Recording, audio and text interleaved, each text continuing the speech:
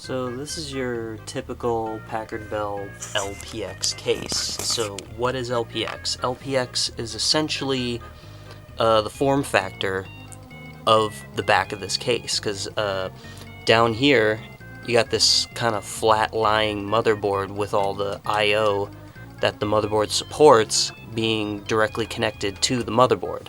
And then you got a riser card that goes vertically off of there, and then that's where you put all your expansion slots, your ISA and your PCI and so on.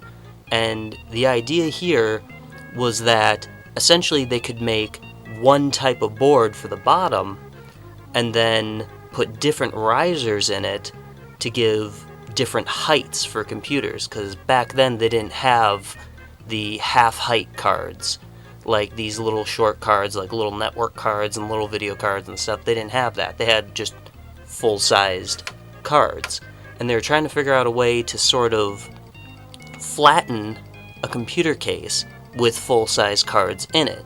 So their idea was to essentially just make one type of board and different risers. So then you get these short little computers that have full-size cards put in sideways, and you can essentially put 6 things in here. But if you wanted to manufacture a shorter computer, you can manufacture a shorter one with just 3 slots, and then you can still stick in those 3 cards and use the same board, and effectively it saves money, right?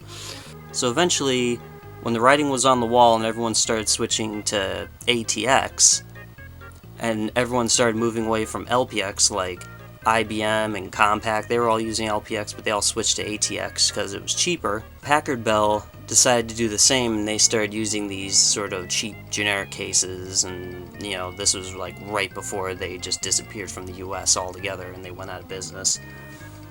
But right before they did that, right before they switched to these cheap cases, they took this case, this sort of frog design sort of art deco case, and I don't know why, they spent money and time redesigning it to fit ATX components. So there you go, you got the same exact case, but now it's crammed with ATX parts.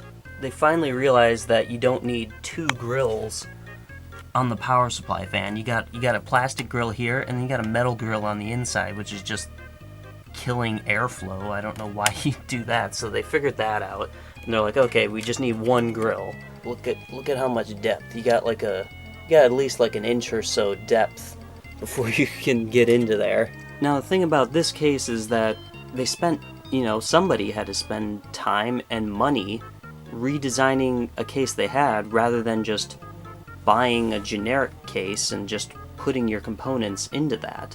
And you might think, well, hey, maybe they're saving money by reusing what they had, but not really, because you have to spend money to redesign that case when you could just use a different case altogether and spend no money redesigning it. But let's take a look inside of these and see what they actually changed. So this is the LPX, and the way these come apart is you have to essentially turn them on their side or flip them upside down, and they got 4 screws on the bottom, and then you slide this down, and it takes the floor of the case out with the side panel. And I guess this is so that, like, once you flip it upside down, you can actually unscrew these cards and pop them in and out the bottom. These things are essentially way overbuilt. Like, you don't have to build a case like this. You got a big cross member here for structural support, and then you got another big cross member here, and you got more cross member up here to hold the power supply. You gotta hold that? Like, you don't need this. And you got like this nice gentle curve on there for aesthetics. There's another cross member back there, and then you got the motherboard tray, which has got like a bunch of screws holding it to keep the case from bending at all, and it's like, it's way overbuilt. It's just so heavy. Like, when you pick this thing up, it's fucking heavy. Double that, on the inside of each panel is more metal. Like, this isn't just a plastic side panel with just a metal floor. You got a whole metal side panel covered in plastic again. So for LPX cases, this thing is just way overbuilt. Just incredibly overbuilt. So when they had the opportunity to come back and fix this, what did they change on the ATX? So like I said before, on the ATX, they fixed the power supply having way too many grills in front of it for no reason. So hey, improvement. Got these little like furniture feet. They're really, really squishy.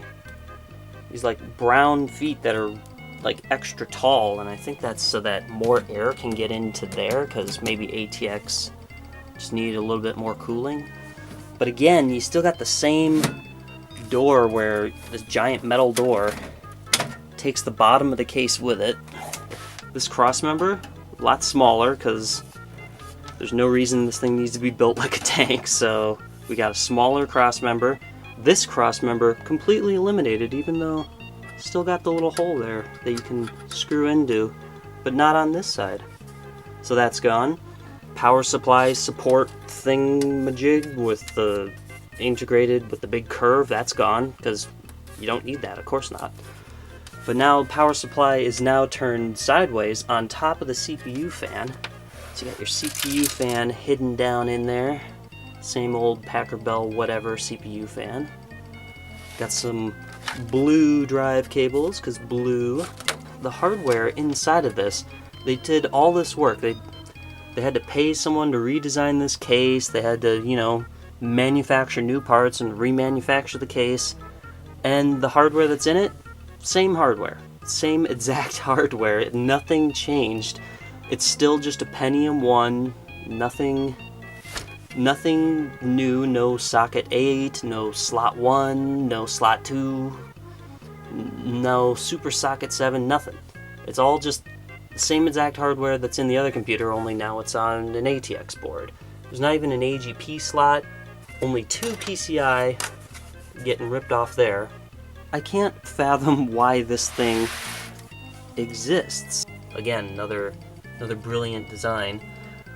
We got a fan hole and a speaker hole, but no fan or speaker. What's supposed to be there is this thing. But I guess that was just a no-go when they redesigned it.